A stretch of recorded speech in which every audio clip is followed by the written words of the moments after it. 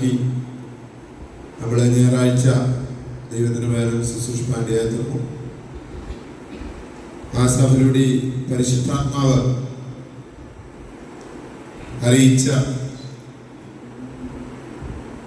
കർത്താവിൻ്റെ വരവിനെ കുറിച്ചുള്ള വാഗ്ദത്തമാണ് നമ്മൾ കൃവാക്യമായിട്ട് ഇത് രാത്രി ചിന്തിപ്പാൻ ആഗ്രഹിക്കുന്നത്. അവിടെ നമ്മൾ വായിക്കുന്നത്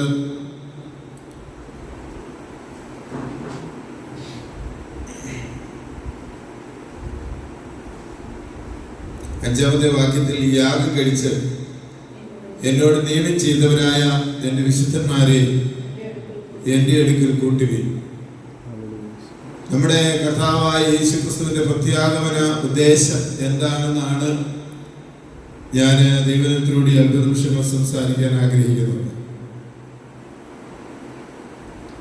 യോഹന്നാൻ 14-ാം അധ്യായത്തിന്റെ 3-ാം വാക്യവും 1 തെസ്സലോനിക്കയിലെ 4-ാം അധ്യായത്തിന്റെ 16-17 വരെയുള്ള വാക്യങ്ങളിലും പൗലോസ്ലീഹായും യേശു കർത്താവും തന്റെ വരവിന്റെ ഒന്നാമത്തെ ഉദ്ദേശത്തെ കുറിച്ച് പറയാനിടയായി തീർന്നു. തനിക്കുള്ളവരെ തന്നോടുകൂടെ ചേർത്ത് താൻ ഇരിക്കുന്ന അതേ സ്ഥാനത്ത് ഇരുത്തേണ്ടതിന് വേണ്ടിയാണ് കർത്താവ് ഇനിയും വരാൻ പോകുന്നത്. ഫിലിപ്പിയർ 3-ാം അധ്യായം 20 തൊട്ട് 21 വരെയുള്ള വാക്യങ്ങളിൽ നമ്മൾ വായിക്കുമ്പോൾ നമ്മുടെ താഴ്ചയുള്ള ശരീരത്തെ അവന്റെ മഹത്വമുള്ള ശരീരത്തോട് അനുരൂപമായിട്ട് രൂപാന്തരപ്പെടുത്താനാണ് കർത്താവ് കടന്നു വരുവാനിടയായിത്തീരുന്നത്. മൂന്നാമതായി നമ്മൾ മത്തായിയുടെ സുവിശേഷം 25-ാം അധ്യായം 19-ാമത്തെ വാക്യത്തിൽ വായിക്കുമ്പോൾ ദാസന്മാരുമായി കണക്ക് തീർക്കുവാൻ ആണ് ഈ യജമാനൻ വരുന്നത്. ദൈവം നമ്മളെ ഭൂമിയിലാക്കിയിരിക്കുന്ന കാലഘട്ടങ്ങളിൽ നാം എന്തെല്ലാം കാര്യങ്ങൾ ദൈവത്തിന് വേണ്ടി പ്രവർത്തിച്ചു ജീവിച്ചു, അതിനെക്കുറിച്ചൊക്കെയും നമ്മളോട് കണക്ക് കർത്താവ് ചോദിക്കും. ഇബ്രാഹിം 4-ാം അധ്യായത്തിന്റെ 13-ാം വാക്യം നമ്മൾ വായിക്കുന്നു, അവന് മറഞ്ഞിരിക്കുന്ന യാതൊരു സൃഷ്ടിയുമില്ല, അവരുമായിട്ടാണ് നമുക്ക് കാര്യമുള്ളത്. എസ്കേൽ പ്രവാചകന്റെ പുസ്തകം 22-ാം അധ്യായം 14-ാം വാക്യത്തിൽ പ്രവാചകനിലൂടെ പരിശുദ്ധാത്മാവ് ചോദിക്കുക, ഞാൻ നിന്നോട് കാര്യം തീർക്കുന്ന നാളിൽ നിന്റെ കരങ്ങൾ നീ ധൈര്യത്തോടെ നിൽക്കുമോ, നിന്റെ കൈകൾ ബലപ്പെട്ടിരിക്കുമോ എന്നാണ് പ്രവാചകനിലൂടെ പരിശുദ്ധാത്മാവ് ചോദിക്കുന്നത്. നാലാമതായിട്ട് കർത്താവ് വരുന്നത് തനിക്ക് വേണ്ടി ഇവിടെ വിജയകരമായി ശുശ്രൂഷ നിവർത്തിക്കുന്ന തന്റെ ഇടയന്മാർക്ക് പ്രതിഫലങ്ങൾ, കിരീടങ്ങൾ കൊടുക്കുവാൻ, അവരെ ആദരിക്കുവാനായിട്ടാണ് കർത്താവ് വരുന്നത്. ആ കർത്താവ് വരുന്ന സമയത്ത് തന്റെ വിശുദ്ധന്മാർ, 1 തെസ്സലോനിക്കയിലെ 1-ാം അധ്യായം 10-ാം വാക്യം നമ്മൾ വായിക്കുമ്പോൾ തന്റെ വിശുദ്ധന്മാർ അതിശയ വിഷയമായിട്ട് തീരുവാനിടയായിത്തീരും. നമ്മൾ 9-ാം അധ്യായം 28-ാം വാക്യത്തിൽ വായിക്കുമ്പോൾ തനിക്ക് കാത്തു നിൽക്കുന്നവരുടെ രക്ഷയ്ക്കായി രണ്ടാമതും കർത്താവ് പ്രത്യക്ഷനാകുമെന്ന് 1 കൊരിന്ത്യർ 4-ാം അധ്യായം 5-ാമത്തെ വാക്യവും വെളിപ്പാട് പുസ്തകം 22-ാം അധ്യായത്തിന്റെ 12-ാം വാക്യവും നമ്മൾ വായിക്കുമ്പോൾ, ഇതാ ഞാൻ വേഗം വരുന്നു, അവനവന്റെ പ്രവൃത്തിക്ക് തക്ക പ്രതിഫലം എന്തെയും കൊടുക്കും. ഓരോ വ്യക്തിയും കർത്താവിന് വേണ്ടി സഹിച്ചതും, കർത്താവിന് വേണ്ടി നേടിയതും, കർത്താവിന് വേണ്ടി അധ്വാനിച്ചതും, കർത്താവിന് വേണ്ടി നിലകൊണ്ടതും, കർത്താവിന് വേണ്ടി ഈ പാപകരമായ ലോകത്തിൽ വിശുദ്ധനായി വേർതിരിച്ച് ജീവിച്ചതിനുമെല്ലാം തനിക്ക് പ്രിയനായിരിക്കുന്ന ഒരു ദാസനെ യജമാനൻ ആദരിക്കുന്നത് പോലെ, അപ്പന് സേവനം ചെയ്യുന്ന മകനെ പിതാവ് ആദരിക്കുന്നത് പോലെ, ഒരു രാജ്യത്തിന് വേണ്ടി സേവനം ചെയ്യുന്ന ഒരു സേനാനായകനെ രാഷ്ട്ര ഭരണാധികാരി ആദരിക്കുന്നത് പോലെ സ്വർഗം തന്റെ ഭക്തന്മാരെ ആദരിക്കും. അങ്ങനെ കർത്താവ് വരുന്നതിന്റെ ഉദ്ദേശം, പ്രത്യാഗമന ഉദ്ദേശം ഞാൻ നിങ്ങളോട് പ്രാരംഭമായിട്ട് 6-7 കാര്യങ്ങൾ ഓർപ്പിക്കുവാനിടയായിട്ടുണ്ട്. ഇവിടെ നമ്മുടെ ഗുരുവാക്യത്തിലേക്ക് വരുമ്പോൾ ഇവിടെ നമുക്ക് വായിക്കാൻ കഴിയുന്നത്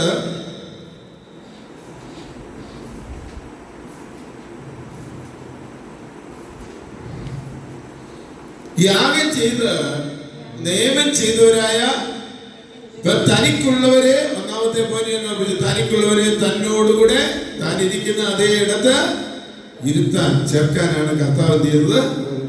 അപ്പൊ കർത്താവ് ചേർക്കാൻ വരുമ്പോൾ തനിക്കുള്ളവർ എന്ത് ചെയ്യണം? കർത്താവുമായിട്ട്, തനിക്കുള്ളവരാരാ?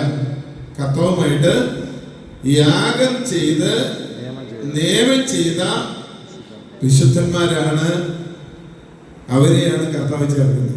ഹല്ലേലൂയ, ഹല്ലേലൂയ, ഹല്ലേലൂയ, ഹല്ലേലൂയ. അവിടെ നമുക്ക് കാണാൻ കഴിയുന്നത് നമ്മുടെ ദൈവം വരുന്നു, ഒരുമായിരിക്കില്ല. അതിനുശേഷം പറയുകയാണ് അവന്റെ മുമ്പിൽ തീ ദഹിപ്പിക്കുന്നു. കർത്താവ് അവിടെ ന്യായാധിപനായി വരുന്നതായിട്ട് കാണുന്നുണ്ട്. ഹല്ലേലൂയ.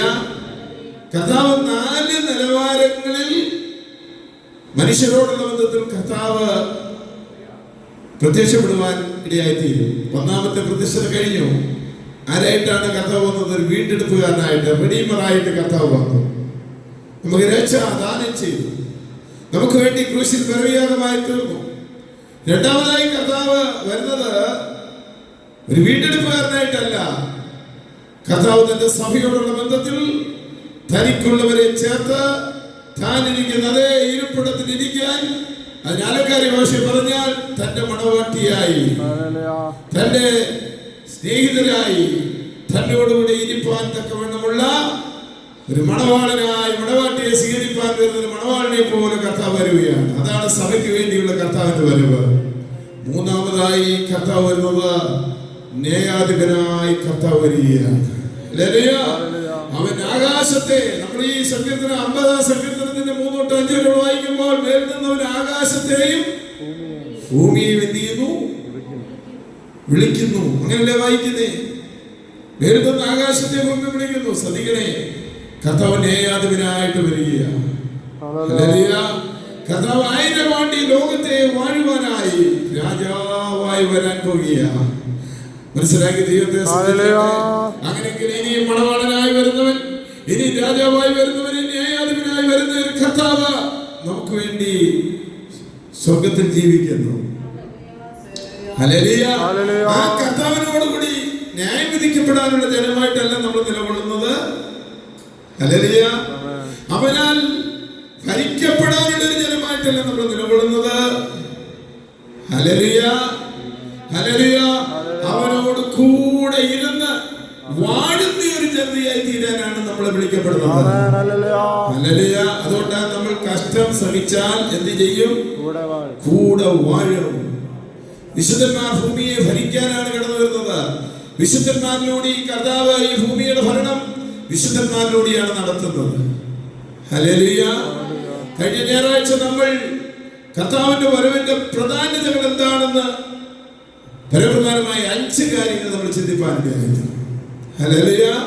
അതിനപ്പുറത്തെ വെള്ളിയാഴ്ച കർത്താവിന്റെ വരവിനെ കുറിച്ചുള്ള പരിശുദ്ധാത്മാവ് രേഖപ്പെടുത്തിയ പഴയ നിയമ പ്രവാചകന്മാരിലൂടെ രേഖപ്പെടുത്തിയ സത്യങ്ങൾ, അതുപോലെ ദൂതന്മാരിലൂടെ രേഖപ്പെടുത്തിയ സത്യം, കർത്താവ് തന്നെ നേരിട്ട് തന്റെ വരവിനെ കുറിച്ച് രേഖപ്പെടുത്തിയ വചന സത്യങ്ങൾ, കർത്താവ് സ്ത്രീഹന്മാരിലൂടെ പരിശുദ്ധാത്മാവ് തിരുസഭയ്ക്ക് നൽകി തന്ന കർത്താവിന്റെ വരവിനെ കുറിച്ചുള്ള സത്യങ്ങൾ, 4 കൂട്ടം സാക്ഷികളെ കുറിച്ച് ചിന്തിപ്പാൻ ഇടയായിത്തീർന്നു. ഹല്ലേലൂയ, ഹല്ലേലൂയ, ഹല്ലേലൂയ. ഇന്ന് രാത്രി കർത്താവ് എന്തിനു വേണ്ടിയാണ് കർത്താവ് വരുന്നത്? ഹല്ലേലൂയ. കഴിഞ്ഞ ആഴ്ച ഓർമ്മിച്ച പോലെ ചിലർ താമസമെന്ന് വിചാരിക്കുന്ന പോലെ കർത്താവിന്റെ വരവ് ചെയ്യുന്നില്ല, താമസിക്കുന്നില്ല. എല്ലായിടത്തും എല്ലാവരും എന്ത് ചെയ്യണം? രക്ഷ പ്രാപിക്കണം. ഹല്ലേലൂയ. എല്ലാവരും ഇന്നത്തെ വചന തീമിന്റെ അടിസ്ഥാനത്തിൽ പറഞ്ഞ എല്ലാവരും കർത്താവുമായി യാഗം ചെയ്ത് നിയമം ചെയ്ത വിശുദ്ധന്മാരായി സകല ജനതകളും തീരണമെന്നുള്ളതാണ് കർത്താവിന്റെ ആഗ്രഹം. Hallelujah, hallelujah. അപ്പം യാഗം നിയമം ചെയ്തവരായ അല്ലേ? നമുക്കറിയാം ഉൽപ്പത്തി പുസ്തകത്തിൽ ദൈവം മനുഷ്യനെ ആദ്യമായി ഏദൻ പർദീസയിൽ സൃഷ്ടിച്ചു. അവന് ദൈവത്തിന്റെ അതേ സ്വരൂപത്തിലും സാദൃശ്യത്തിലുമായിരുന്നു സൃഷ്ടിച്ചത്. ഇവിടെ ദൈവം പറയാ, നാം നമ്മുടെ സാദൃശ്യത്തിലും സ്വരൂപത്തിലും മനുഷ്യനെ സൃഷ്ടിക്കാം. അപ്പം ദൈവത്തിന്റെ തേജസ്, ദൈവത്തിന്റെ ജീവൻ, ദൈവത്തിന്റെ ആത്മാവാകുന്ന ദൈവം, അല്ലെങ്കിൽ ദൈവത്തിന്റെ ആത്മാവ്, ദൈവത്തിന്റെ തേജസ്, ഹല്ലേലൂയ. അപ്പോൾ ദൈവത്തിന്റെ ആ മഹത്വം, ആ സ്വരൂപം, അതൊക്കെ നിലകൊള്ളുന്ന ഒരു വ്യക്തിത്വമായിട്ടാണ് ദൈവം മനുഷ്യനെ സൃഷ്ടിച്ചത്. ഹല്ലേലൂയ, ഹല്ലേലൂയ, ഹല്ലേലൂയ. അപ്പോൾ മനുഷ്യൻ പാപം ചെയ്തപ്പോൾ, കൽപ്പന ലംഘനം, ദൈവകൽപ്പന ലംഘിച്ചപ്പോൾ അവനിൽ ദൈവ തേജസ് എന്ത് ചെയ്തു? നഷ്ടപ്പെട്ടു. അവൻ ദൈവത്തിൽ നിന്ന് അകന്നു. ദൈവിക സാമീപ്യം അവന്റെ ജീവിതത്തിലേക്ക് അടുത്തു വരുവാൻ കഴിയാതെ അവന്റെ പ്രയത്നത്തിലൂടെ അവന് നഷ്ടപ്പെട്ട തേജസ്സിന്റെ സ്ഥാനത്ത് മാനുഷികമായി അവന്റെ നഗ്നതകളെ മറയ്ക്കുവാൻ അവൻ ഇലകൾ കൊണ്ട് വസ്ത്രമുണ്ടാക്കുവാൻ ശ്രമിച്ചു. എന്നാൽ അവന്റെ പദ്ധതികൾ സൂര്യന്റെ ചൂടിന്റെ മുൻപിൽ തകരുവാനിടയായി തീർന്നു. എന്നാൽ സ്വർഗം അവനൊരു പ്രോമീസ് ചെയ്യുവാനിടയായി തീർന്നു, അല്ലേ? ആദ്യത്തെ വിശുദ്ധ വേദപുസ്തകത്തിലെ ചോദ്യം എന്താ? കൈനെ നീ എവിടെ? അല്ല, ആദാമേ നീ എവിടെ? രണ്ടാമത്തെ ചോദ്യമാണ് കൈനെ നീ എവിടെ? ഹല്ലേലൂയ. കൈനെ എവിടെ എന്നല്ല ചോദിച്ചത്, കൈനെ നിന്റെ സഹോദരൻ എവിടെ എന്നാ ചോദിച്ചേ. കൈനെ നിന്റെ സഹോദരൻ എവിടെ? കൈനെ നീ ഇപ്പോൾ എവിടെയാണ് ആയിരിക്കുന്നത്? ഏത് നിലവാരത്തിലാണ് ആയിരിക്കുന്നത്? നിന്റെ ജീവിതത്തിൽ ഇപ്പോൾ നീ ആയിരിക്കുന്ന അവസ്ഥ എന്താണെന്നാണ് എന്റെ അർത്ഥം. ഹല്ലേലൂയ. അപ്പോൾ കർത്താവ് ചോദിക്കുകയാണ്, ആദാമേ നീ എവിടെ? അവൻ പറയുകയാണ്, ഞാൻ നഗ്നനാണ്. നീ നഗ്നനെന്ന് ആര് പറഞ്ഞു? എന്റെ കൽപ്പനകളെ നീ ലംഘിച്ചു. ദൈവം വെച്ച വ്യവസ്ഥകൾ നമ്മളെപ്പോഴും ഓർക്കേണ്ട കാര്യമാണ്. ദൈവത്തെയും നമ്മയും തമ്മിൽ അടുപ്പിക്കുന്നത് ദൈവത്തിന്റെ പരിശുദ്ധാത്മാവിലൂടെ നമുക്ക് നൽകപ്പെട്ട ദൈവിക വചനങ്ങളാണ്. ആ വചനത്തിന്റെ വ്യവസ്ഥകളിൽ നാം നിൽക്കുമ്പോൾ നാം ദൈവത്തോട് അടുത്തു വരും. വചന വ്യവസ്ഥകളിൽ നിന്ന് നാം തെറ്റുമ്പോൾ നാം ദൈവത്തിൽ നിന്ന് അകന്നു പോകും. ഹല്ലേലൂയ. അപ്പോൾ സ്വർഗത്തിലെ ദൈവം അവിടെ ഒരു പദ്ധതി തയ്യാറാക്കി. ഉൽപ്പത്തി 3:5-21 എടുത്ത് വായിക്കണ്ട. അവിടെ നമ്മൾ വായിക്കേണ്ട, സ്ത്രീയുടെ സന്തതി സർപ്പത്തിന് തല തകർക്കും. വീടുപോയ മനുഷ്യനോട് പറയുക, പരാജയപ്പെട്ടു പോയ മനുഷ്യനോട് പറയുക, ഇനി നിനക്ക് എന്റെ പർദീസയിൽ വസിക്കാൻ കഴിയത്തില്ല. നീ നഗ്നനാണ്. നീ ജീവവൃക്ഷത്തിന്റെ ഫലം തിന്നിട്ട് എന്നേക്കും ഈ നഗ്നതയിൽ ജീവിച്ചിരുന്നാൽ നീ പ്രയോജനരഹിതനായി തീരും. അതുകൊണ്ട് നിന്നെ എടുത്ത നിലത്തിലേക്ക് ഞാൻ ഇറക്കി വിടുകയാണ്. നിനക്ക് വീണ്ടെടുപ്പിന് ഒരു പദ്ധതി ഞാൻ ഒരുക്കുന്നു. സ്ത്രീയുടെ സന്തതിയായി ഞാൻ ഈ ഭൂമിയിലേക്ക് കടന്നു വരും. യേശുക്രിസ്തുവിന്റെ മനുഷ്യാവതാരം ഒരുവനെ കുറിച്ചുള്ള ഒന്നാമത്തെ പ്രവചനമാണ് ഉൽപ്പത്തി പുസ്തകം 3-15 വാക്യം, അല്ലേ? ഉൽപ്പത്തി പുസ്തകം 3-15 വാക്യം, 21 വാക്യം. എന്നിട്ട് എന്ത് ചെയ്തു? ദൈവം അവിടെ മനുഷ്യന് വേണ്ടി ഒരു യാഗം നടത്തി. ആ യാഗമൃഗത്തിന്റെ തോൽ കൊണ്ട് അവന്റെ നഗ്നത മറയ്ക്കുവാൻ നഷ്ടപ്പെട്ട ദൈവതേജസ് നിമിത്തം അവന് വന്ന ലജ്ജ, നാണം, നഗ്നത, ദൈവിക ബന്ധം സ്ഥാപിക്കാനുള്ള തടസ്സം മാറ്റുവാൻ അവന് വേണ്ടി, അവന് പകരമായി ദൈവം ഒരു മൃഗത്തെ അറുത്തു. അതിന്റെ തോൽ കൊണ്ട് അവനെ വസ്ത്രമുണ്ടാക്കി കൊടുത്തു. എന്നിട്ട് ദൈവം അവനോട് ഒരു കാര്യം ഓർപ്പിച്ചു. ഹല്ലേലൂയ. നിനക്ക് വിമോചനം രക്തം ചൊരിഞ്ഞിട്ടില്ലാതെ നിനക്കെന്തില്ല? പാപമോചനമില്ല. ഹല്ലേലൂയ. ദൈവം കൊടുത്ത ആ യാഗം എന്തിന്റെ നിദാനമായിരുന്നു? സ്ത്രീയുടെ സന്തതിയായി അവന്റെ വീണ്ടെടുപ്പിന് വേണ്ടി പരമയാഗമായി തീരാനിരുന്ന കർത്താവായ യേശുക്രിസ്തുവിന്റെ നിഴലായിരുന്നു. ഹല്ലേലൂയ. അപ്പോൾ അവൻ വിശ്വാസത്താൽ സ്ത്രീയുടെ സന്തതിയായി കടന്നു വരുന്ന കർത്താവിനുള്ള വിശ്വാസത്തോടെ അവൻ എന്ത് ചെയ്യണം? യാഗമർപ്പിക്കണം എന്നുള്ളത് ദൈവവ്യവസ്ഥയായിരുന്നു. എന്നാൽ ആ വ്യവസ്ഥ ആദമും ഹവ്വയും തന്റെ പുത്രന്മാരായിരുന്ന കയീനോടും ഹാബേലിനോടും എന്ത് ചെയ്തു? പറയുവാനിടയായി തീർന്നു. അവർ ഒരുവൻ കൃഷിക്കാരനും ഒരുവൻ മൃഗസമ്പത്തുകളുടെ പാലകനുമായി അവർ ജീവിതം ആരംഭിച്ചു. എന്നാൽ ദൈവം കൊടുത്ത യേശുക്രിസ്തുവിൽ കൂടി ഈ ഭൂഷണമായി തീർന്ന മുള്ളും പരക്കാരി എന്നറിയപ്പെട്ട പാപനിമിത്തം വേദനയോടെ മക്കളെ പ്രസവിക്കേണ്ട മുഖത്തെ വേർപ്പോടുകൂടി അപ്പം തിന്നേണ്ടിയ ഈ മണ്ണിൽ അവനായിരിക്കുമ്പോൾ വീണ്ടെടുക്കാനായ മശീനോടി നഷ്ടപ്പെട്ട പർദീസയിലേക്ക് അവനെ തിരികെ വരുത്തുവാൻ, അവനെ വീണ്ടെടുക്കുവാൻ വരുന്ന മശിഹായെ കുറിച്ചുള്ള ആ വിശ്വാസത്തോടുകൂടി അവൻ യാഗാർപ്പണം ചെയ്ത് ദൈവത്തിന് ആരാധന കൊടുക്കണമെന്ന് ഉള്ള വ്യവസ്ഥ കായീനും ഹാബേലിനും അറിയാമായിരുന്നെങ്കിലും കായീൻ ആ വ്യവസ്ഥ പാലിച്ചില്ല. ഹല്ലേലൂയ. എന്നാൽ ഹാബേൽ ആ വിശ്വാസത്താൽ എന്ത് ചെയ്തു? യാഗാർപ്പണം നടത്തിയെന്ന് എബ്രായലേഖന പുസ്തകം 11-ാം അധ്യായം 4-ാം വാക്യത്തിൽ നമ്മൾ വായിക്കുന്നു. ഹാബേൽ എന്ത് ചെയ്തു?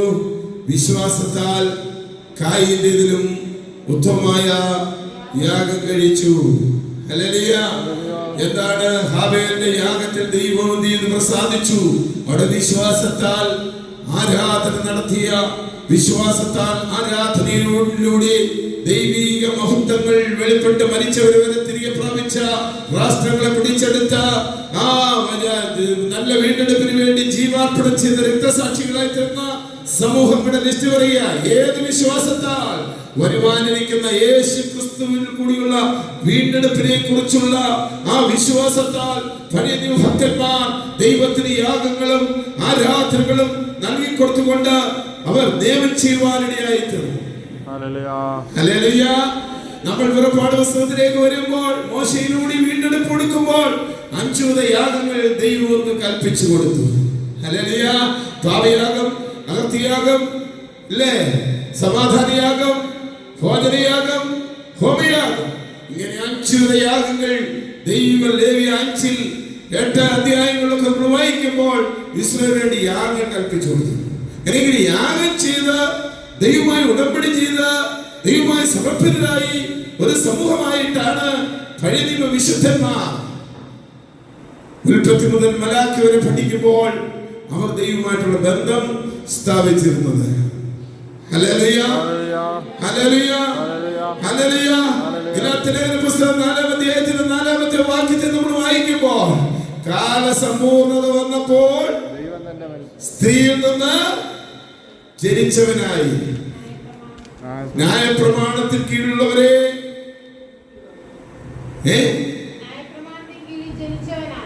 ന്യായപ്രമാണത്തിൽ കീഴിൽ ജനിച്ചവനായി നിയോഗിച്ചയച്ചത് ആരെ? പിതാവായ ദൈവം നിയോഗിച്ചയച്ചത്. അവൻ ന്യായപ്രമാണത്തിൽ കീഴിലുള്ളവരെ എന്ത് ചെയ്യാനാണ്? വിലയ്ക്ക് വാങ്ങാൻ, ക്രെഡിറ്റ് ചെയ്യാൻ, വീണ്ടെടുപ്പ് നടത്തുവാൻ. ഹല്ലേലൂയ. കാലസമ്പൂർണത. ഇന്നേക്ക് 2000 വർഷങ്ങൾക്ക് മുൻപ് കാലങ്ങളുടെ സമ്പൂർണതയായി കർത്താവായ യേശു ക്രിസ്തു എന്ത് സ്ത്രീയുടെ സന്തതിയായി ഇവിടെ ജനിക്കുന്നിടം വരെ യാഗവും നിയമവും ചെയ്ത പഴയ നിയമ വിശുദ്ധന്മാർ മശിഹായുടെ വരവിനെ കുറിച്ച്, മശിഹായുടെ വീണ്ടെടുപ്പിനെ കുറിച്ച്, ന്യായപ്രമാണത്തിൽ കീഴിലുള്ളവരെ വീണ്ടെടുപ്പാനാണ് സ്ത്രീയുടെ സന്തതിയായി കർത്താവ് കടന്നു വന്നത്. ആ വീണ്ടെടുപ്പിനെ കുറിച്ച് ബോധമുള്ളവരായി അവർ യേശു ക്രിസ്തു കഴിക്കുവാനിരിക്കുന്ന ശരീരയാഗവും അവന്റെ മരണാനന്തര ഉയർത്തെഴുന്നേൽപ്പും ഒക്കെ ദൂരത്ത് നിന്ന് പരിധി വായിക്കുമ്പോൾ ഇവരൊക്കെയും ദൂരത്ത് നിന്ന് 12-ാം അധ്യായം വായിക്കുമ്പോൾ ഇവരൊക്കെ ദൂരത്ത് നിന്ന് നമസ്കരിച്ചു. എന്നാൽ അവർ നമ്മെ കൂടാതെ രക്ഷാമൂർത്തി പ്രാപിക്കാതിരിക്കേണ്ടതിന് ദൈവം നമുക്ക് നല്ലതൊന്നും നിയമിച്ചു. വെക്കണം. ഈ യാഗം ചെയ്ത് നിയമം ചെയ്തവരായ ഉൽപ്പത്തി മുതൽ മലാഖി വരെയുള്ള കാലഘട്ടങ്ങളിലെ 4000 വർഷങ്ങളിൽ ജീവിച്ച സകല ജനതകളും നമ്മളോട് ഒരുമിച്ച് മാത്രമേ അവരും തേജസ്സിന്റെ ശരീരം പ്രാപിക്കത്തുള്ളൂ, അവരും ഉയർത്തെഴുന്നേൽക്കത്തുള്ളൂ. ഹല്ലേലൂയ.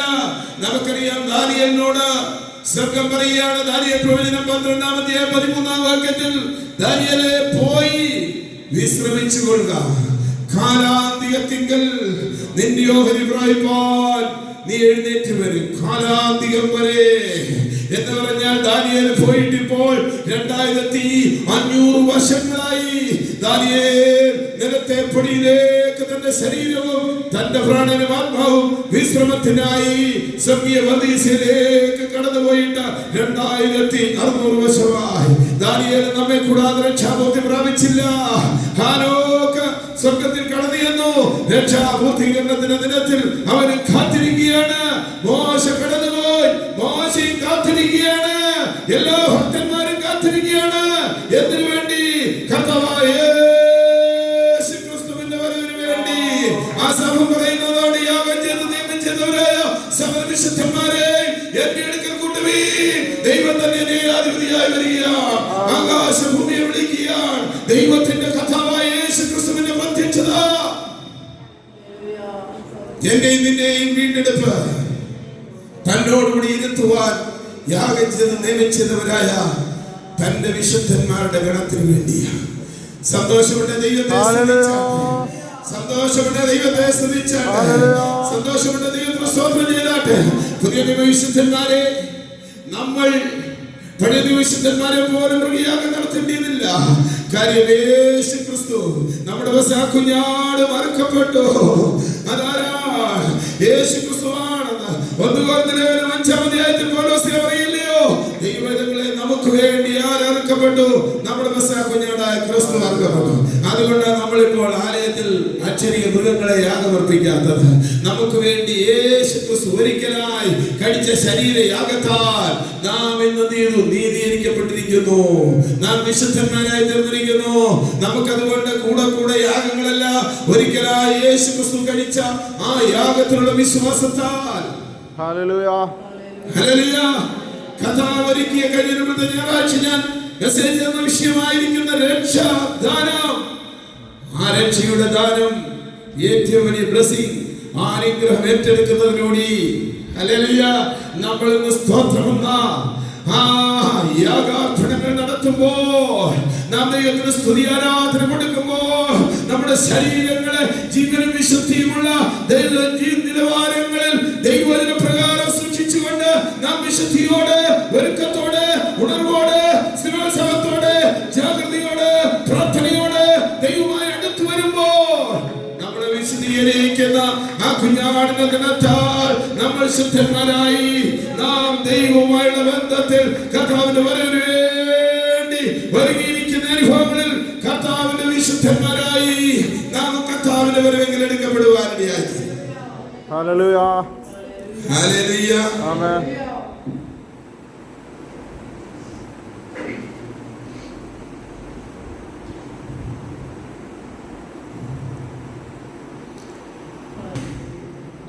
വരെയുള്ള വിശുദ്ധന്മാർ അർപ്പിച്ച യാഗങ്ങളല്ല, യാഗമൃഗത്തിന്റെ രക്തങ്ങളല്ല അവരെ ശുദ്ധരാക്കിയത്.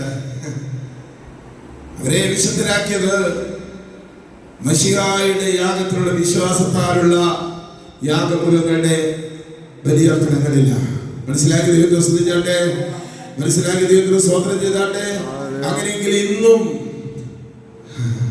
ഹാബേലിനെ പോലെ വിശ്വാസത്താൽ ആരാധിക്കുന്ന സമൂഹവും കായിനെ പോലെ ജഡത്തിന്റെ മാർഗങ്ങളിലൂടെ, കർമ്മത്തിന്റെ മാർഗങ്ങളിലൂടെ അല്ലേ,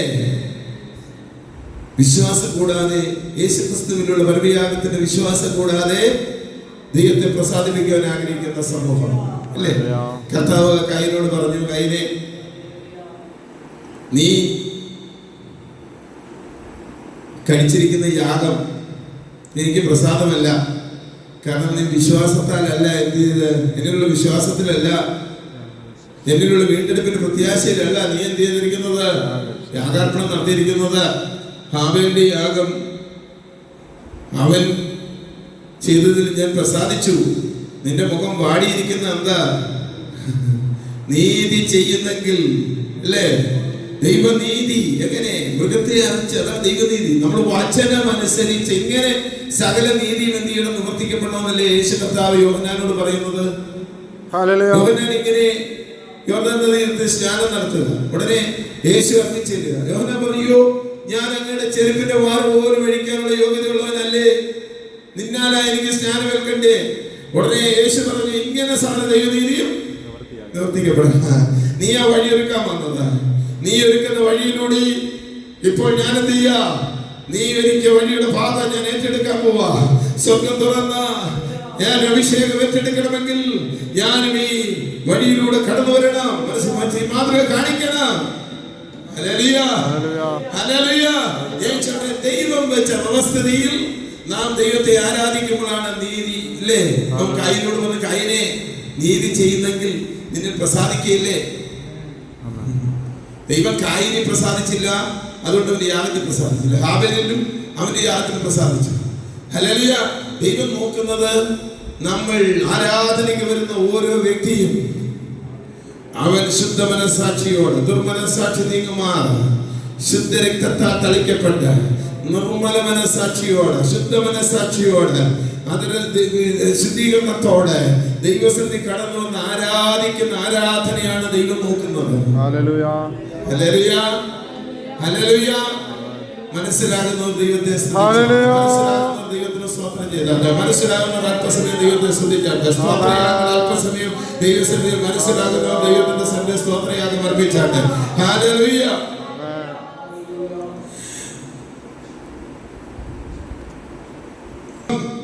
യേശുക്രിസ്തുവിന്റെ ശരീരയാഗത്തിലുള്ള വിശ്വാസമാണ് അവരെ വീണ്ടെടുത്തത്. യാഗമൊത്തം രക്തമല്ല വഴിവെതിരെ വീണ്ടെടുത്തത്. അതുകൊണ്ട് പഴയ നിയമ വിശുദ്ധന്മാരും യേശുക്രിസ്തുവിന്റെ പരമയാഗത്തിൽ വിശ്വസിച്ചുകൊണ്ട് അതിനെ മുന്നിൽ വിശ്വാസത്താൽ കണ്ടുകൊണ്ട് അതിനെ ലക്ഷ്യപ്പെടുത്തി യാഗങ്ങൾ നടത്തി ദൈവത്തോട് നിയമിച്ചത് പഴയ വിശുദ്ധന്മാരും പുതിയ നിയമത്തിൽ കർത്താവായ യേശുക്രിസ്തുവിന്റെ രക്തത്താൽ വീണ്ടെടുപ്പ് പ്രാപിച്ച് അവനോട് ചേർന്ന് യാഗം ചെയ്ത് നിയമിച്ചത ദൈവമായി ഉടമ്പടി ചെയ്ത് കൺവെൻഷൻ ചെയ്ത ദൈവമായി ഉടമ്പടി ചെയ്ത് പരമയാഗമായ ക്രിസ്തുവിന്റെ യാഗത്തെ ജീവിതത്തിൽ ഏറ്റെടുത്ത് ദൈവകൽപ്പന അനുസരിക്കുന്ന വിശുദ്ധന്മാരും ഒരുമിച്ച് കർത്താവായ യേശുക്രിസ്തുവിന്റെ വരവെങ്കിൽ എടുക്കപ്പെടും. എന്തിനു വേണ്ടി? തന്നോട് കൂടെ ഇരിക്കേണ്ടതിന്. സന്തോഷമുണ്ട്. ദൈവത്തെ സ്തുതിച്ചാട്ടെ. സന്തോഷമുണ്ട്. ദൈവത്തെ സ്തുതിച്ചാട്ടെ. കർത്താവ് ചേർക്കാൻ വരുന്നത് യാഗം ചെയ്ത് നിയമം ചെയ്ത തന്റെ പഴയ നിയമ പുതിയ നിയമ വിശുദ്ധന്മാരെ ചേർക്കുവാനായിട്ടാണ് കർത്താവ് വരുന്നത്. കർത്താവിന്റെ പ്രത്യാഗമനത്തിന്റെ ഒന്നാമത്തെ ഉദ്ദേശം അതാണ്. സന്തോഷമുണ്ട്. ദൈവത്തെ സന്തോഷമുണ്ട്. ദൈവത്തിന് സ്തോത്രം ചെയ്തോട്ടെ. ഇതേ കാര്യം അപ്പോസ്തലനായ പൗലോസ് തെസ്സലോനിക്ക ലേഖനം 1-ാം അധ്യായം 4:16-17 വാക്യത്തിൽ വായിക്കുക. കർത്താവ് താൻ ഗംഭീരനാഥത്തോടും പ്രധാന ദൂതന്റെ ശബ്ദത്തോടും ദൈവത്തിന്റെ കാഹളത്തോടും സ്വർഗത്തിൽ നിന്ന് ഇറങ്ങി വരികയും കർത്താവിന്റെ ഗംഭീരനാഥത്തിന്റെ മുമ്പിൽ മരിച്ചുപോയ സകല വിശുദ്ധന്മാരും എന്ത് ചെയ്യും? ഉയർത്തെഴുന്നേൽക്കും. ഒന്നാമത്തെ കാഹളനാഥം കർത്താവിന്റെ ഗംഭീരനാഥം.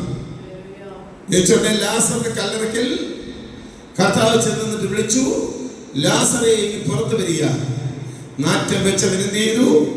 ജീവനുള്ളവനായിട്ട് എന്ത് ചെയ്തു? പുറത്തു വന്നു.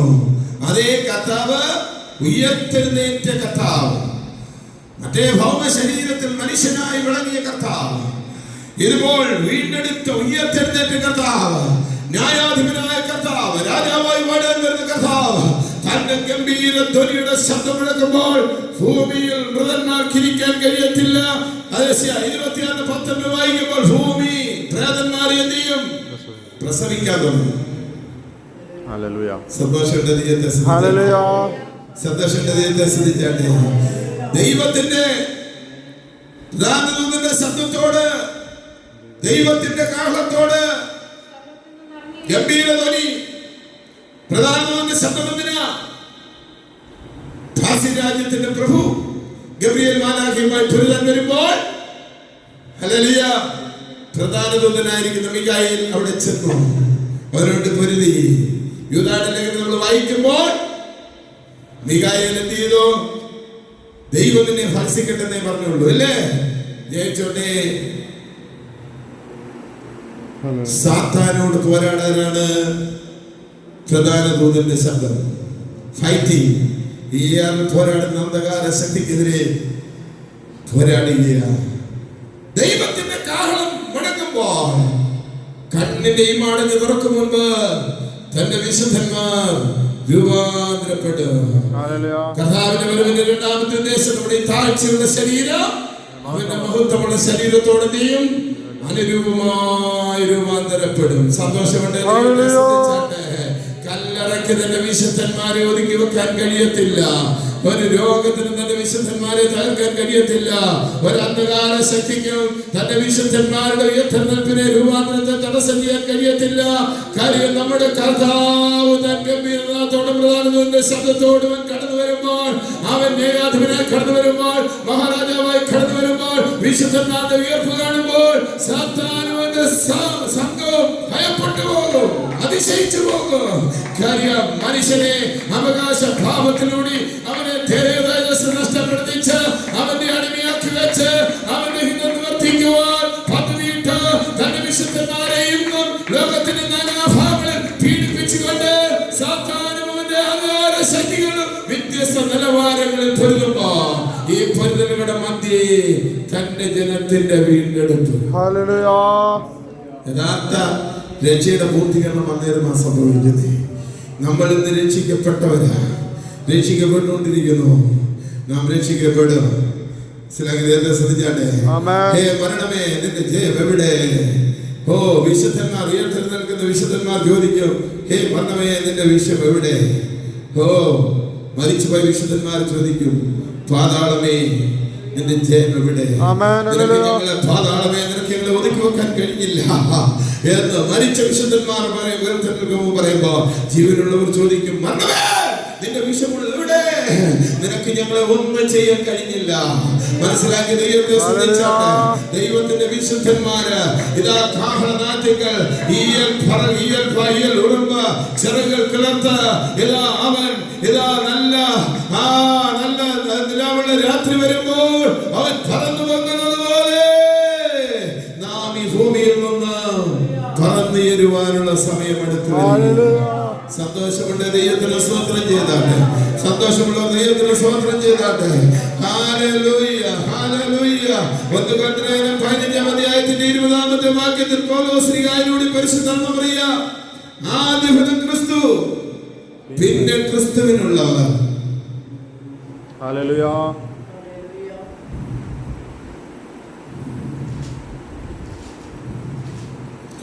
ആദ്യഫലം ക്രിസ്തു, പിന്നെ ക്രിസ്തുവിനുള്ളവർ. അടുത്തെന്താ? ഇന്നത്തെ പരിചിന്റെ 20-ാം വാക്യം വായിച്ചേ.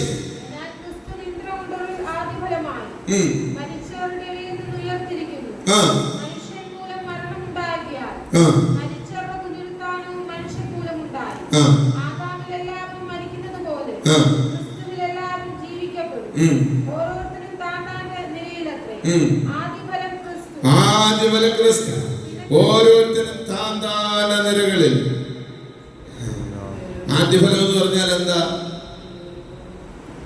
തെങ്ങോ മാവോ പ്ലാവോ നമ്മൾ ഏതെങ്കിലും ഏലമോ ഏതെങ്കിലും ചെടിയോ വൃക്ഷമോ നടുമ്പോ, ചേനയോ ചേമ്പോ ഒക്കെ നടുമ്പോ ആ കൃഷിക്കകത്ത് നമ്മൾ ഏറ്റവും ഒന്നാമത് മൂപ്പെത്തുന്ന ഫലം എന്ത് ചെയ്യും? നമ്മൾ പറക്കിയെടുക്കും. ഒന്നാമത് മൂപ്പെടുത്തുന്ന ഫലങ്ങൾ എടുക്കുമ്പോൾ അറിയാം എല്ലാം കൂടെ വിളയത്തില്ല. ദിമ്പളമോ ഇല്ല. ആദ്യത്തെ വിളവെടുക്കുമ്പോൾ അറിയാം ഇനിയും ബാക്കി വിളവെടുക്കാനുണ്ട്. മനസ്സിലാക്കി ദൈവത്തെ ശ്രദ്ധിച്ചാട്ടെ. മാവേലെ ആദ്യത്തെ 25 മാങ്ങ നല്ലപോലെ വിളഞ്ഞു പഴുത്തു. അപ്പോൾ നമുക്കറിയാം ഇനിയും താമസവിന ഇപ്പോൾ 25 കിട്ടിയെങ്കിൽ 100 കണക്കിന് ഇതിന്റെ പിമ്പിൽ ഇനിയും പറിക്കാൻ പോകും. മനസ്സിലാക്കി ദൈവത്തെ ശ്രദ്ധിച്ചാട്ടെ. ആദ്യഫലമായി ക്രിസ്തു ഉയർത്തെഴുന്നേറ്റപ്പോൾ ഒരു കാര്യം മനസ്സിലാക്കുക, ഇനി താമസവിന ഇനി ഉയർത്തെഴുന്നേൽപ്പുണ്ട്. സന്തോഷമുണ്ട്. ദൈവത്തെ ശ്രദ്ധിച്ചാട്ടെ. ഓരോരുത്തരും താന്താന്റെ നിരകളിൽ ഉയർത്തെഴുന്നേൽപ്പിന് നിരകളുണ്ട്. അതിന്റെ ആദ്യഫലം ക്രിസ്തു, പിന്നെ ക്രിസ്തുവിനുള്ളവർ, അവന്റെ വരവെങ്കിൽ. ക്രിസ്തുവിനുള്ളവർ അവന്റെ വരവെങ്കിൽ എന്ത് ചെയ്യും? ഉയർത്തെഴുന്നേൽക്കും. പിന്നെ അവസാനം ഹല്ലേലൂയ. യേശുക്രിസ്തുവിന്റെ വരവെങ്കിൽ യാഗം ചെയ്ത് നിയമം ചെയ്ത സകല വിശുദ്ധന്മാരെ എന്റെ അടുക്കൽ കൂട്ടുകയും മോശ 90-ാം സങ്കീർത്തനത്തിൽ പറയുന്ന പോലെ മനുഷ്യപുത്രന്മാരെ മടങ്ങി വരികയും ഹല്ലേലൂയ ഹല്ലേലൂയ എന്നുള്ള ശബ്ദം കർത്താവിന്റെ നാവിൽ നിന്ന് പുറപ്പെടുമ്പോൾ ഭൂമിയിൽ നിന്ന് തന്നെ വിശുദ്ധന്മാർ ഉയർത്തെഴുന്നേൽക്കുവാനിടയായി. 90-ാം സങ്കീർത്തനത്തിന്റെ 13-ാം വാക്യത്തിൽ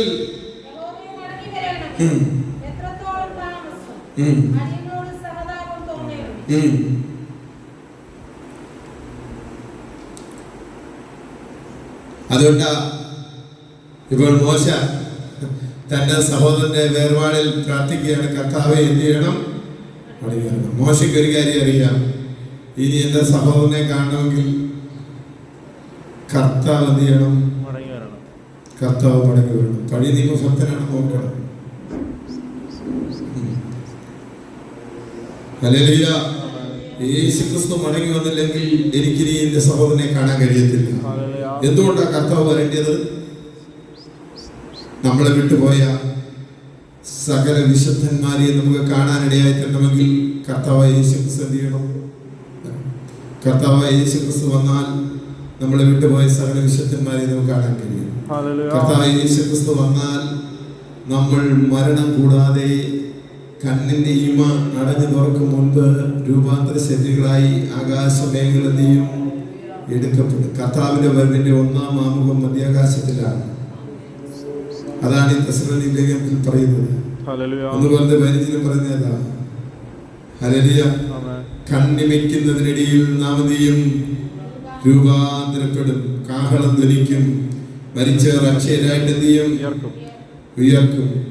അക്ഷയരായിട്ട് ഉയർക്കും, ക്ഷയമില്ലാത്തവരായിട്ട് ഉയർക്കും.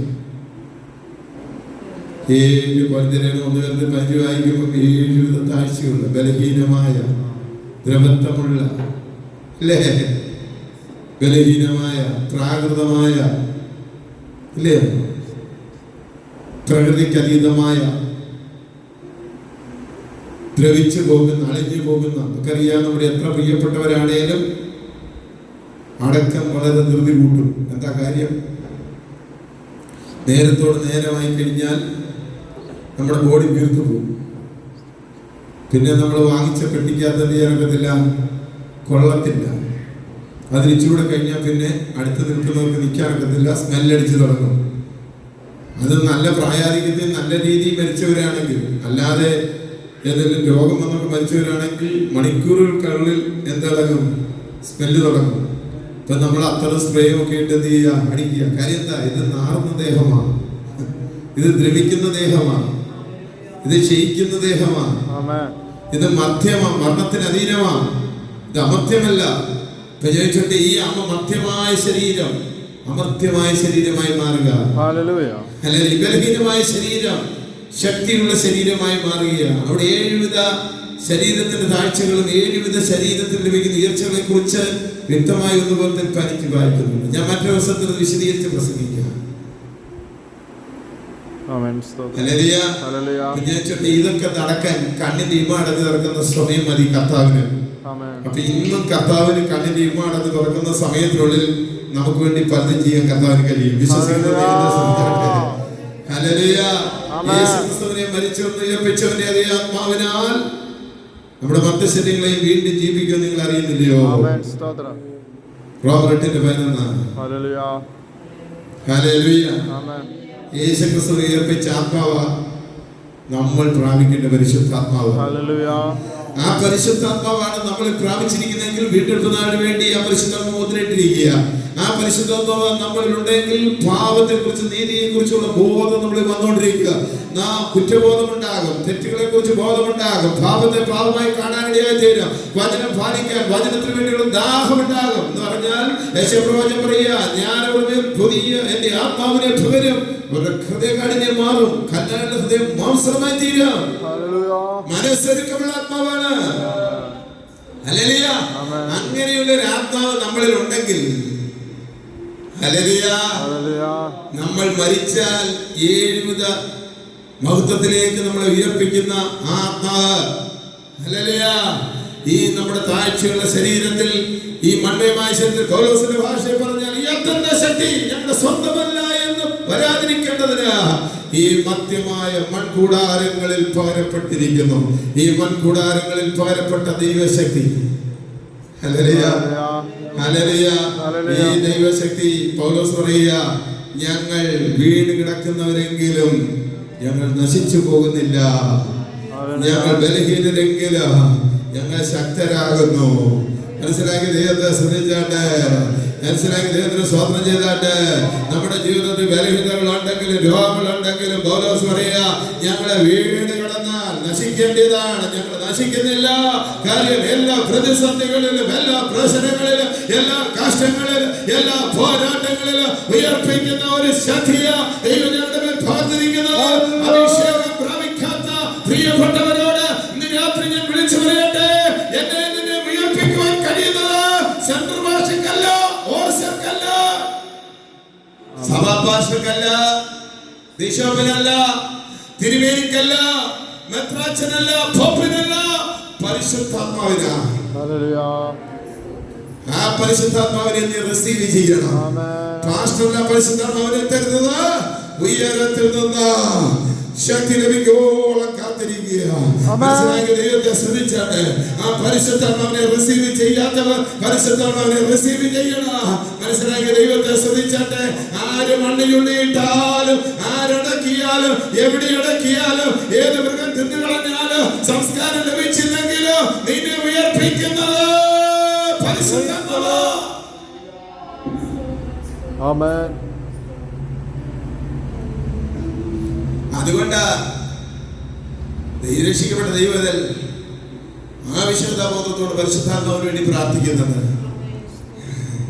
വിശ്വാസത്തോടെ, ദാഹത്തോടെ അല്ലേ, കാത്തിരുന്ന് ലഭിക്കുമ്പോൾ കാത്തിരിക്കുന്ന വിശുദ്ധന്മാർക്ക്, പരിശുദ്ധാത്മാവിന്റെ വചനത്തെ അനുസരിക്കുന്നവർക്ക് പരിശുദ്ധാത്മാവിനെ ലഭിക്കാനുള്ള ക്വാളിഫിക്കേഷനെ കുറിച്ച് പറയുന്നത്, അവർക്ക് പരിശുദ്ധാത്മാവിനെ ദൈവം ധാരാളമായി നൽകും. സന്തോഷമുണ്ട്. ദൈവത്തെ ശ്രദ്ധിച്ചാട്ടെ. അഭിഷേകം പ്രാപിക്കാത്തൊരു പെന്തിക്കോസ്തുകാരല്ല, പെന്തിക്കോസ്തിലെ ബ്രദറുകാരൻ. ഹല്ലേലൂയ. പെന്തിക്കോസ്തി ബ്രദറുകാരുണ്ട്, ബ്രദറൻകാരി പെന്തിക്കോസ്തുകാരില്ല. ബ്രദറുകാരിൽ ആരും പെന്തിക്കോസ്തുകാരില്ല. എന്നാൽ പെന്തിക്കോസ്ത് സഭയ്ക്കകത്ത് ആരുണ്ട്? ബ്രദറുകാരൻ എന്ന് പറഞ്ഞാൽ പരിശുദ്ധാത്മാവിനെ പ്രാപിക്കാത്തവൻ മരിച്ചാൽ ഉയർക്കും.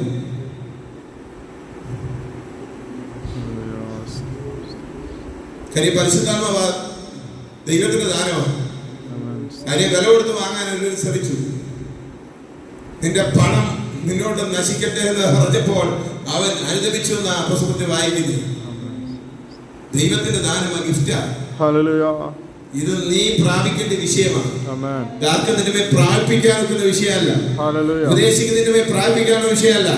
ഏതെങ്കിലും പ്രാപിക്കുന്നെങ്കിൽ അത് അവന് വ്യാപരിക്കുന്ന ഏതെങ്കിലും വ്യാപാരമായിരിക്കും. മനസ്സിലാക്കി ലോകത്തിൽ പലവിധ സ്പിരിറ്റുകളുണ്ട്. ഈവിൽ സ്പിരിറ്റ് ഉണ്ട്, പൈശാചിക ആത്മാക്കൾ. ഹ്യൂമൻ സ്പിരിറ്റ് ഉണ്ട്, മനുഷ്യാത്മാക്കൾ. ഹിപ്നോട്ടിസം ഒക്കെ ചെയ്യുന്നവർ അവരുടെ മനസ്സ് വളരെ ശക്തമാണ്. അവരുടെ ഹ്യൂമൻ സ്പിരിറ്റിൽ ഒരു ദൈവത്തെ സാത്താനെ വെല്ലുവിളിച്ചുകൊണ്ട് മാജിക്കൊക്കെ നടത്തുന്നില്ലേ? അവാദ മനസ്സാക്കി ഉള്ളിലുള്ള കാര്യങ്ങൾ പറയിപ്പിക്കുന്നില്ലേ? അതവന്റെ ഹ്യൂമൻ സ്പിരിറ്റ്. മാനസിക ശക്തി വളർത്തിയെടുക്കുക. ഹൈന്ദവ വേദങ്ങളൊക്കെ മാനസിക ശക്തി വളർത്തി, അഹം ബ്രഹ്മം, നാം ദൈവം, ദൈവം നമ്മളിൽ വരിക, നാം ദൈവമാകുക, നാം ദൈവത്തിലാകുക, ദൈവമാകുക. ഹല്ലേലൂയ. പിന്നീട് തപസ്സുകൾ അനുഷ്ഠിക്കുന്നു. എന്നാൽ പുതിയ ദൈവത്തിൽ നമ്മൾ ദൈവമാകുകയല്ല, നാം നമ്മൾ ദൈവം വസിക്കുക. മനസ്സിലാക്കി ദൈവത്തെ ശ്രദ്ധിച്ചാട്ടെ. ഹ്യൂമൻ സ്പിരിറ്റിൽ എന്തെങ്കിലും കാട്ടിക്കൂട്ടിയല്ല, ഡെവിൾ സ്പിരിറ്റിൽ എന്തെങ്കിലും കാട്ടിക്കൂട്ടിയല്ല, ഹോളി സ്പിരിറ്റിൽ പരിശുദ്ധാത്മാവ് സന്തോഷമുണ്ട്. ദൈവത്തെ സ്തുതിച്ചാട്ടെ. ഏതെങ്കിലും മനുഷ്യരെ വിളിച്ച് പരപര പറഞ്ഞോ, നെറ്റി പിടിച്ചോ, കുരിശ് വരപ്പിച്ചോ, നിന്റെ മേൽ എന്തെങ്കിലും ആത്മാവിനെ കയറ്റി വിട്ടിട്ട് അതിന്റെ വ്യാപാരത്തിന് നീ അടിമപ്പെട്ടു പോവുകയല്ല. യഥാർത്ഥ ഹോളി സ്പിരിറ്റ്, നിഷ്കളങ്കമായ പരിശുദ്ധമായ ഭവനമായ നീതിയിലേക്ക്, സകലവിധ നീതിയിലേക്ക്, സകലവിധ ദൈവവചന സത്യത്തിലേക്ക് നിന്നെ നയിക്കുന്ന, പാപത്തെ കുറിച്ചും നീതിയെ കുറിച്ചും ബോധപ്പെടുത്തുന്ന കർത്താവ് പറഞ്ഞതൊക്കെയും നിങ്ങൾക്ക് എന്ത് ചെയ്യും? ഞാൻ പോയാൽ യോഹന്നാൻ 14 കാര്യസ്ഥനെന്ന പരിശുദ്ധാത്മാവിനെ അയക്കും. ഞാൻ നിങ്ങളോട് കൽപ്പിച്ചതിൽ നിന്ന് യേശു ക്രിസ്തു നിയോഗിച്ച ശിഷ്യന്മാരിലൂടെ പരിശുദ്ധാത്മാവ് എന്ത് ചെയ്യാ? യേശു കൽപ്പിച്ചതിൽ നിന്ന്, യേശു പറഞ്ഞതും ശിഷ്യന്മാരിൽ കൂടി പരിശുദ്ധാത്മാവ് നമുക്ക് വെളിപ്പെടുത്തി കൊടുത്തതുമായ സത്യങ്ങൾ യേശു കൽപ്പിച്ചത് നമുക്ക് എടുത്തു തരും. സന്തോഷമുണ്ട്. ദൈവത്തെ ശ്രദ്ധിച്ചാട്ടെ. വചന ശുശ്രൂഷയിൽ ഉറക്കം വരുന്നവരും വചന ശുശ്രൂഷയിൽ മയങ്ങുന്നവരും വചനം കേൾക്കുമ്പോൾ അസ്വസ്ഥത ഉണ്ടാകുന്നവരും ഒന്നും ദൈവാത്മാവല്ല. അങ്ങനെയുള്ളവരൊക്കെ ദൈവത്തോട് പറയണം, കർത്താവേ, ഈ ആത്മാവിനെയല്ല എനിക്ക് വേണ്ടത്, പരിശുദ്ധാത്മാവിനെ എനിക്ക് വേണ്ടത്. ഹല്ലേലൂയ, ഹല്ലേലൂയ, ഹല്ലേലൂയ, ഹല്ലേലൂയ, ഹല്ലേലൂയ.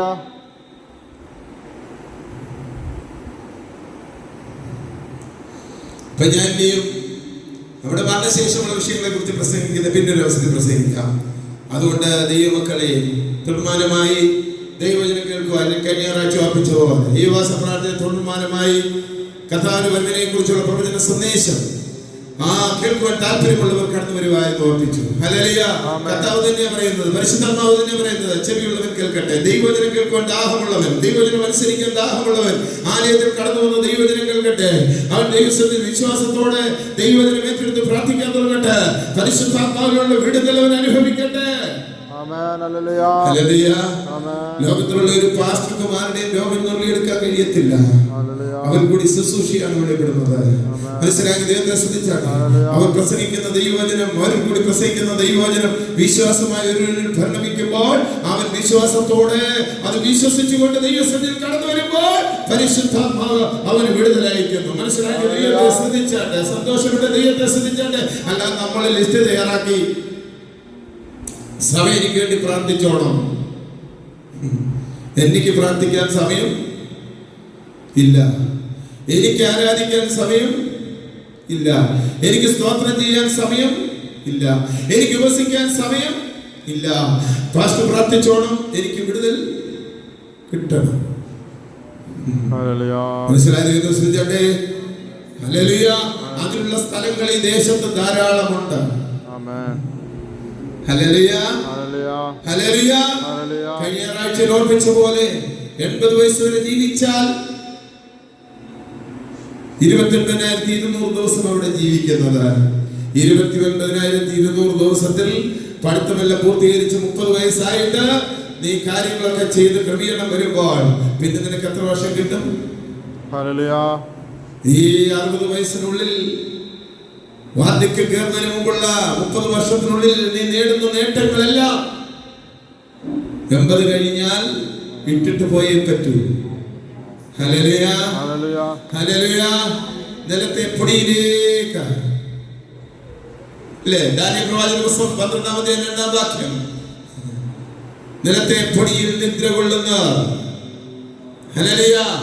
യേശുക്രിസ്തു 3-ാമതായി ചെയ്ത കാര്യം മരണത്തെ നിദ്രയാക്കി മാറ്റി. ഞാനത് നാളെ പ്രസംഗിക്കും.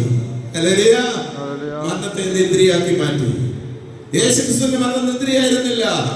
യേശുക്രിസ്തു മരണം ആസ്വദിച്ചു. ഹല്ലേലൂയ. ഫിലിപ്പിയർ 2-ാം അധ്യായം വായിക്കുമ്പോൾ ക്രിസ്തു മരണം ആസ്വദിച്ചു.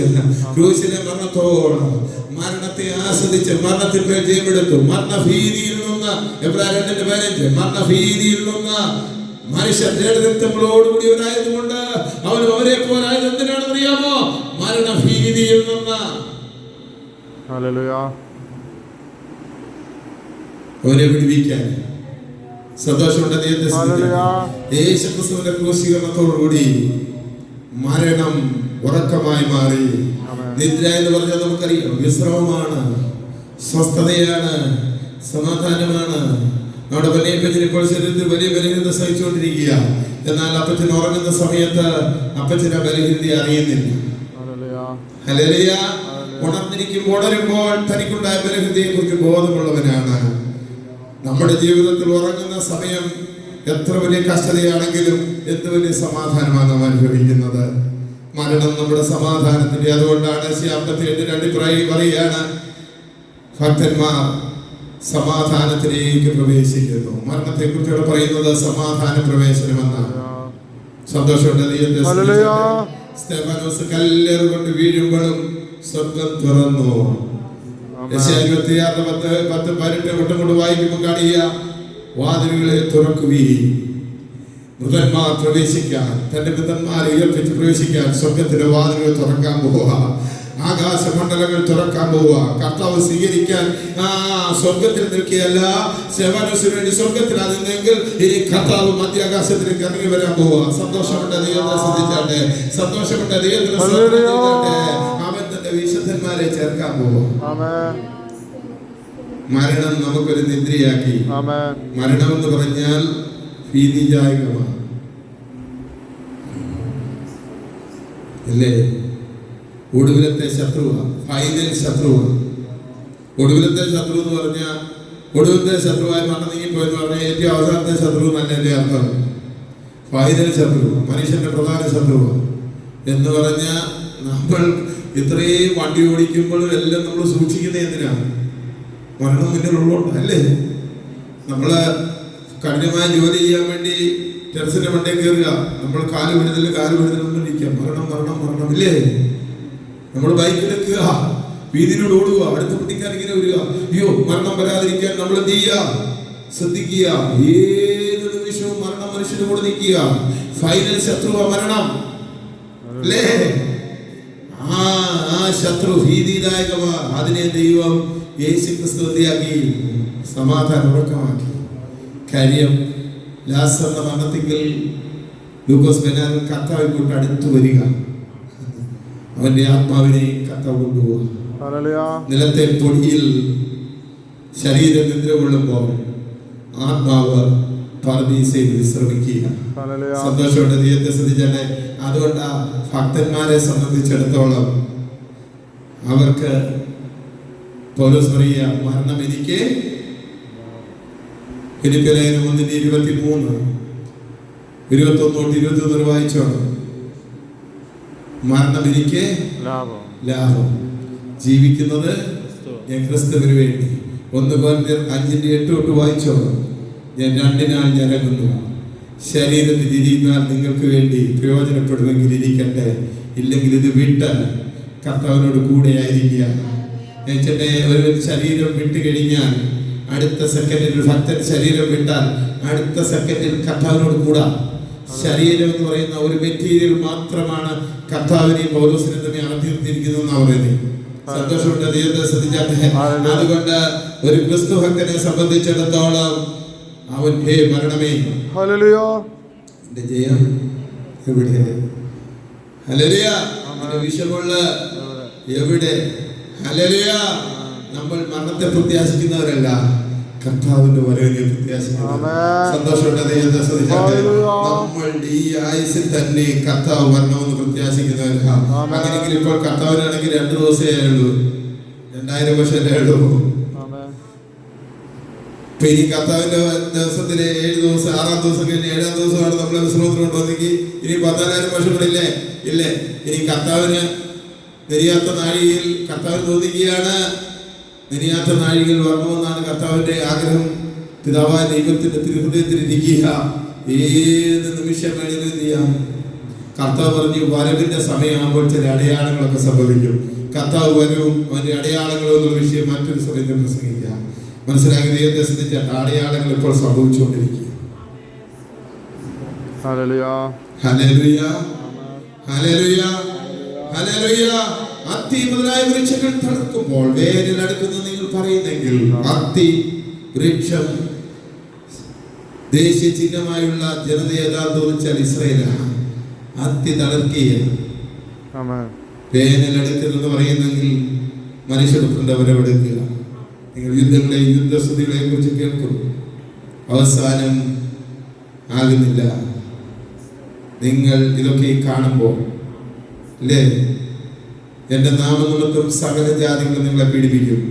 ശ്രദ്ധിക്കൂ, അമേരിക്ക തൊട്ട് ഇറ്റലി തൊട്ട്, ക്രിസ്ത്യ രാജ്യമായ ഇറ്റലി തൊട്ട് അമേരിക്ക തൊട്ട് ഇന്ത്യ വരെ ക്രിസ്മസ് എതിരെ ലോകവ്യാപകമായി ഒരുപോലെ ക്രിസ്മസിനെതിരെ വെല്ലുവിളി ഉയർന്ന ഒരു സംവത്സരമുണ്ടെങ്കിൽ ഈ സംവത്സരം. സകല ജാതികളും നിങ്ങളെ എന്തെയും പീഡിപ്പിക്കും. ഈ പീഡകളും കഷ്ടങ്ങളും അനുഭവിക്കുമ്പോൾ ഭക്തന്റെ പ്രത്യാശ, കഷ്ടം അനുഭവിച്ചാൽ ഞങ്ങൾ കൂടെ വാഴും. സന്തോഷത്തോടെ നീ എന്ത് ശ്രദ്ധിച്ചാട്ടെ.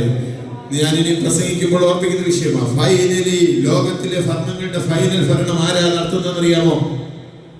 ഈ ഭൂമി, അക്ഷരീയ ഭൂമിയുടെ അവസാനത്തെ 1000 വർഷം ഭക്തന്മാർ വാഴും. കർത്താവ് രാജാവായിട്ടുള്ള വാഴും. അതിനുശേഷം പുതിയ ആകാശവും പുതിയ ഭൂമിയും തീയാൽ ശുദ്ധി ചെയ്ത് പുതിയ ആകാശം പുതിയ ഭൂമിയിൽ കർത്താവ് പിതാവായ ദൈവത്തോടൊപ്പം എൻ്റെ ജീവിതം.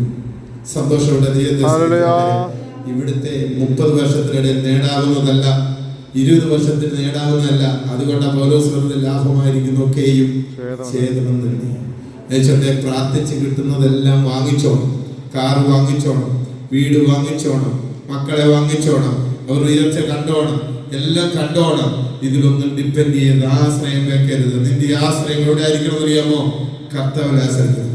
ആരാധന കഴിഞ്ഞ്, ഉപവാസ പ്രാർത്ഥന കഴിഞ്ഞ്, സഭായോഗം കഴിഞ്ഞ് ഈ ദൈവത്തിന് വേണ്ടി പ്രവർത്തിച്ചതിന് ശേഷം ബാക്കി എനിക്ക് മതി എന്ന് ചിന്തിക്കണം. മനസ്സിലാക്കി തീർച്ചയാട്ടെ.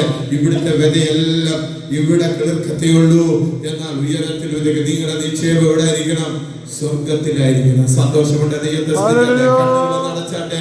എല്ലാവരും കണ്ണുകൾ അടച്ചാട്ടെ. നമുക്ക് പ്രാർത്ഥിക്കാം.